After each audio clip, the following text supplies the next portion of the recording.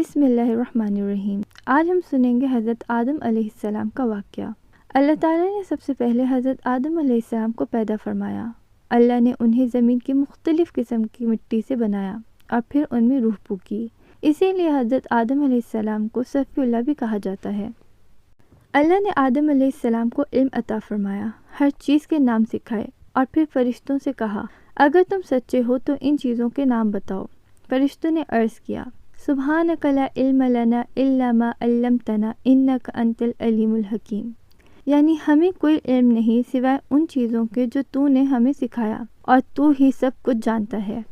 اللہ نے ثابت کر دیا کہ انسان کو علم کی فضالت حاصل ہے۔ پھر اللہ تعالیٰ نے فرشتوں کو آدم کو سجدہ کرنے کا حکم دیا۔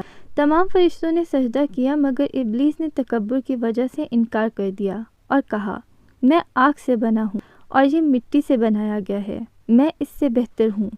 اس تکبر کی وجہ سے ابلیس اللہ کے حضور سے رد کر دیا گیا اور وہ مردود بن گیا۔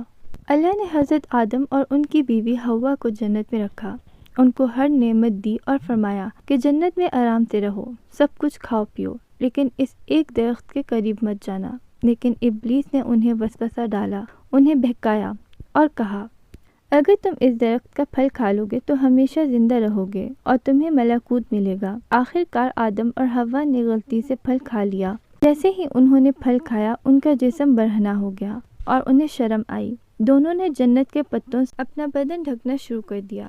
اس وقت ان کو اپنی غلطی کا احساس ہوا اور اللہ سے دعا کی اے ہمارے رب، ہم نے اپنی جانوں پر زیادتی کی اور اگر تو نے ہماری مغفرت نہ فرمائی اور ہم پر رحم نہ فرمایا تو ضرور ہم نقصان والوں میں سے ہو جائیں گے۔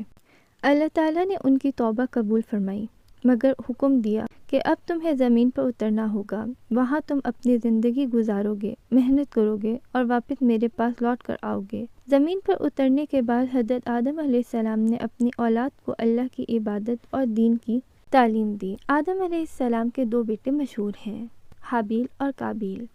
جب دونوں کی قربانی اللہ کے حضور پیش کی گئی تو حابیل کی قربانی قبول ہو گئی اور قابیل کی قربانی قبول نہ ہوئی۔ اس وجہ سے قابیل کے دل میں حسد و جلن پیدا ہو گیا۔ ابلیس نے اس وقت کا فائدہ اٹھایا اور اسے بہکایا اور آخرکار قابیل نے اپنے ہی بھائی حابیل کا قتل کر دیا۔ یہ انسانیت کا پہلا قتل تھا، پہلا خون جو زمین پر گرا۔